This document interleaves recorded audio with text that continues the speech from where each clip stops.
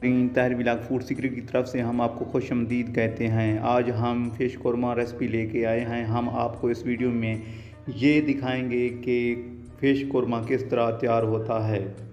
अगर आप मेरे YouTube Tahir vlog food secret पर नए हैं तो मेहरबानी करके मेरे YouTube channel Tahir vlog food secret को सब्सक्राइब कर दें और दोस्तों तक शेयर करें।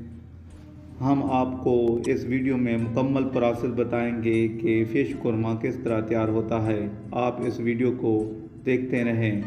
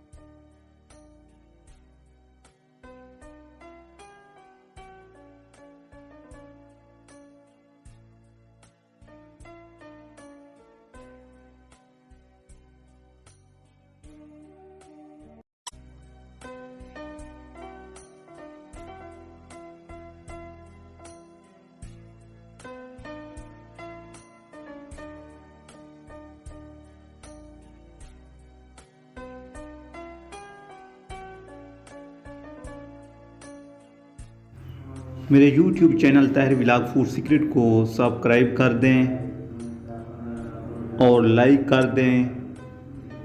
Thanks for watching.